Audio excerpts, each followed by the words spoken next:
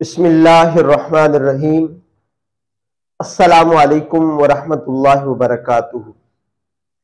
मेरे मोअज़्ज़ज़ नाज़रीन, जब भी कुर्बानी के दिन करीब आते हैं तो एक सवाल बहुत ज़्यादा पूछा जाता है, वो ये कि बंदे के पास कितना माल हो तो उस पर कुर्बानी वाजिब होती है। इस सवाल के जवाब पर आज हमारी गुफ्तगू है।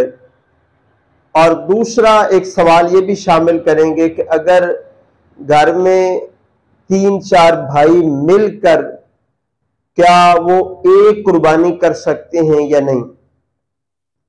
सबसे पहले तो आते हैं कि बंदे के पास कितना माल हो। मैं आसान लफ्जों में समझाने की कोशिश करूंगा। देखें, जो बंदा आकिल बालिग मुकीम मुसलमान साहिब निसाब है उस पर कुर्बानी वाजिब है। साहिब निसाब एक तो ये है कि 7.5 तोले सोना या 52.5 तोले चांदी जिसके पास है, एक तो वो बंदा साहिब निसाब है।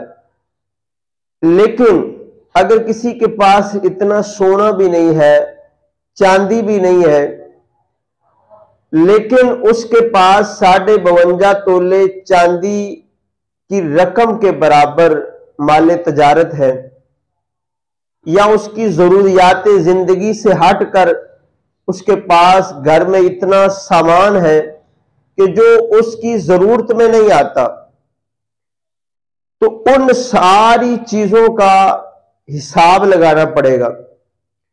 मिसाल के तौर पे हम रहने के लिए मकान चाहिए, पहनने के लिए कपड़े, सवारी, औजार, किताबें, ये तो जरूरत की चीजें हैं।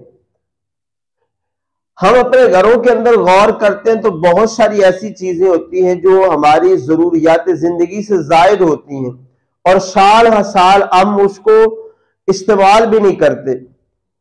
घर में फर्नीचर पड़ा हुआ है और बहुत सारा सामान पड़ा होता है।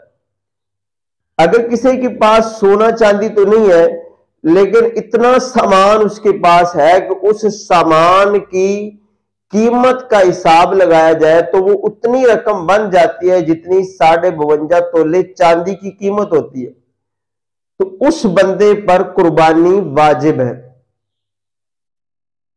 आप समझ गए होंगे कि घर के अंदर जरूरियात जिंदगी से हट के अगर इसके पास इतना सामान है कि जो 52.5 तोले चांदी की कीमत को पहुंच जाए तो उस शख्स पर कुर्बानी वाजिब है। अब फिर सवाल पैदा होता है कि बाद लोग क्या करते हैं कि 3-4 भाई मिलकर एक कुर्बानी करते हैं। तो अब ये देखा जाएगा कि अगर जो विरासत का माल है, जो उनका अगर मुश्तरका माल है, वो अगर 4 निसाब को पहुंचता है, यानी 4 निसाब उसके बन जाते हैं, इतना माल है कि हर एक का जो हिस्सा है वो इतना है जितना 52.5 तोले चांदी बनती है, तो फिर तो 3-4 सब भाइयों पर ही कुर्बानी वाजिब होगी। लेकिन अगर उनका जो सारा इकट्ठा माल है वो इतना नहीं बनता कि अलग अलग हर भाई का निसाब की कीमत को पहुंच सके, तो फिर किसी पर भी कुर्बानी वाजिब नहीं होती।